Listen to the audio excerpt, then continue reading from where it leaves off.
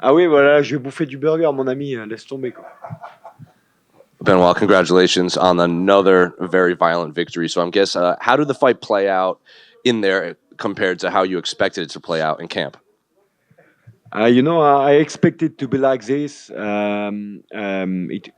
was gonna go forward, try to catch me with some heavy shots, and I worked. But my style is to be aggressive, so I just chased him, and we worked a lot on distance management, and I wanted to test his ground, but because I have seen he's good wrestler, but I have seen there is a lot of gap on the ground.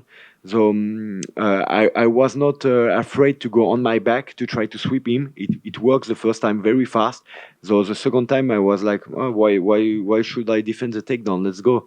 And I tried the sweep again. He felt in danger. He got up.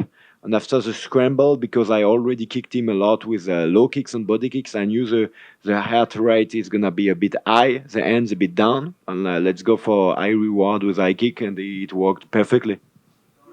Oh, well, perfect explanation right there. I am curious though. Like Matt said, that a lot of his knockouts have been with his back to the fence. Lately, you got him going back. So, is that opening? You did see that in camp, that with that head kick with his hands down.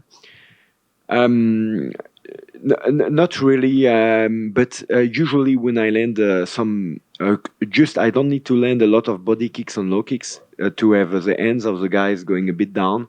And we just had a scramble, and I feel like okay, he doesn't want the scramble anymore with me because he feels a little bit in danger. I feel it in the posture and in the way he tried to go up. It was not his game plan, and I feel it. And yeah, I explode. If you are not a complete fighter, you are gonna leave a lot more openings. So I took the opening. And you said eventually you want that BMF title, and then you want that lightweight title. I'm curious, how many fights away do you think you are, and before you get that fight? To be honest, I don't care. I'm gonna fight everybody they give me, but I would like really to make a big main event in France. So we can have two UFC Paris, one UFC in Provence and one UFC in Paris. Maybe Bordeaux. It's not far from my hometown, and it's a big city. It will be sold out right away. I can ensure you that. And yeah, a guy like Dustin Poirier or Gamrot, it's unfortunate for him, but he got a victory because the guy got injured with a Fiziev with a low kick or a body kick. So I'm asking for him again. Or Dustin Poirier, he just lost. He's ranked. He has to fight a guy behind him because he's on a lose. I know he's a big name, but I'm gonna be an even bigger name if I'm working like that. And I'm working with discipline, with my team, my family. Everybody is pushing me. I feel like all the country is pushing me to be more in a performance mood and to be good. The commentary seemed to think that it would be difficult for you to get opponents because you're so dangerous and you're not as highly ranked, and maybe you're not as well known in America. Do you think it will be difficult to get these big names to fight you, considering the risk that you bring in there? To be honest, I'm gonna thank Matt Frevola for giving me this opportunity. Only 2 months. Okay, one guy has been accepting. I was not surprised it was him, especially for Veterans Day. And like this guy gave me this opportunity.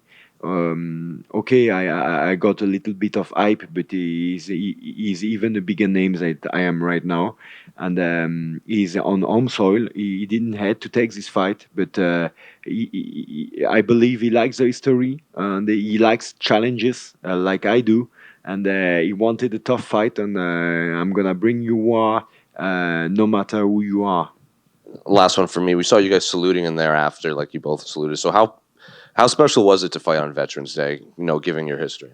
Yeah, very special because I got a lot of friends of mine that got injured physically or injured in the head, and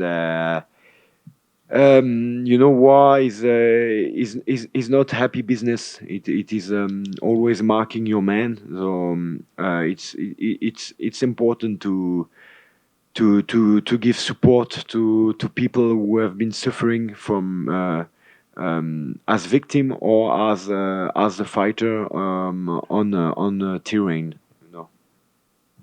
You Benoit over here. Yeah. So we've often heard you talk about your like aura of invincibility, embodying the God of War spirit during fight week. So I'm just wondering, could you tell us a little bit about that? Like, how do you get that headspace? How do you maintain that aura heading into a fight with so many eyes and pressure? Like MSG, big card. So like, how did you stay concentrated in that headspace?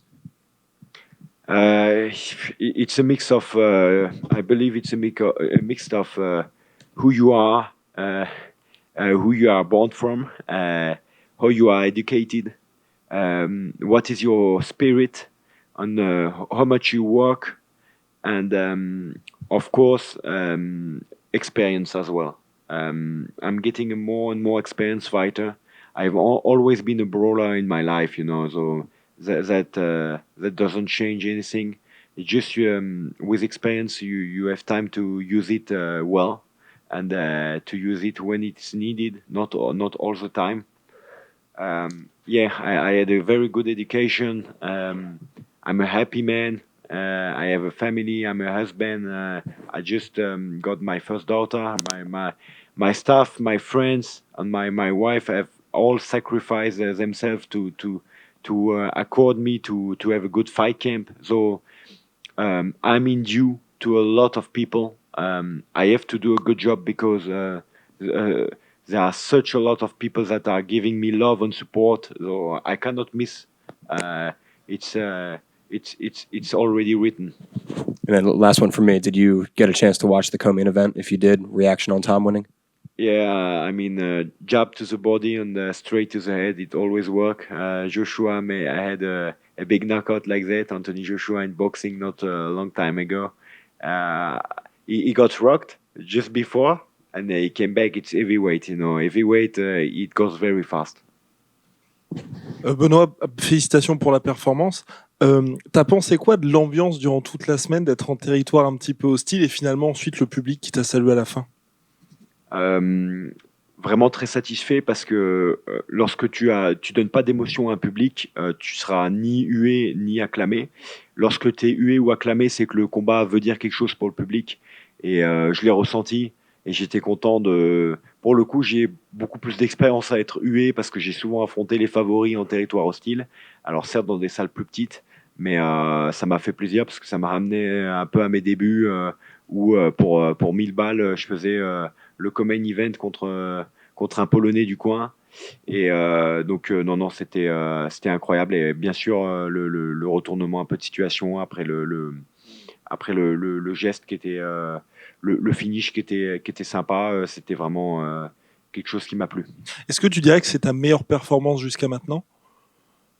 Je dirais qu'avec le temps, je deviens meilleur. Je commence à atteindre quand même un certain niveau. Mais je pense avoir les armes pour aller déjà beaucoup plus haut que ça. Et, et je m'en suis encore rendu compte ce soir. Parce que j'ai à la fois beaucoup de bonheur pour ce qui a été accompli, pour le travail du staff. Mais j'ai aussi de la lassitude. Parce que c'est une catégorie de poids où il faut beaucoup de temps, beaucoup de finish, beaucoup de combats pour monter dans les classements. Beaucoup de travail, beaucoup de sacrifices. Donc là, ça va être beaucoup de vacances avant de revenir avec beaucoup d'envie. Et mais c'est vraiment là les petits aléas, les petits détails de ce combat qui m'ont donné envie. C'était un peu ce côté Veterans Day, un mec qui aime les challenges, qui tape fort. Les gens, ils voulaient me voir contre un mec qui tape fort, même si j'affronterai plus jamais un mec qui tape aussi fort qu'Elysée parce que je suis pas dans la même caté. Les gens, ça s'en rendent pas encore compte, mais c'est vraiment un challenge qui m'a plu quand même. Et donc, je me suis dit, bon, il faut que j'y aille.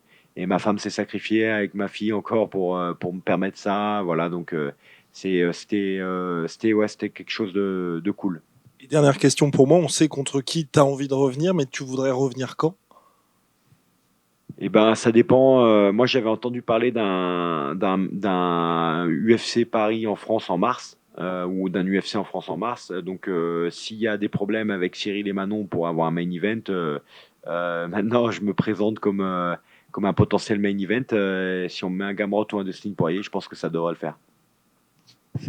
I know you had a powerful message there at the end. Could you feel the New York crowd switching to your side and giving you support? And also, when you were making that message, thanking America for the help in the past, did you realize that the former president was sitting in the audience listening to you as well? Yeah, you know, I heard a lot of things, and there is a lot of things to say about this president. But there is one thing I like about him is easy to understand. You know, he's making it easy for everybody to understand what he means and what he says. So that's something I like, and he has my respect for that. And yes, I'm a happy man to have the opportunity to fight in America, in New York, and. This is a big card in America, so there is always political people of America that has to be there, and I just hope that in Paris we will get soon the same surrounding in for our next fights with why not our president for fights, because right now there is a lot of love for MMA in France, but the political world is still one foot outside of MMA in France, and they have to take their, you know what, to step inside and to follow the process now, because this sport is the only sport. It's the biggest sport. It's the only sport where you can't ask for any more liberties in this sport. Two men in an octagon, all gentlemen's rules on all gentlemen's trap or weapons. You can use them with liberty, with a referee, or of course being there. But this sport is amazing. It's gonna grow, and everybody has to love it, accept it, and I'm a happy man to do my job. Congrats on the victory, and thank you for the message. Thank you very much.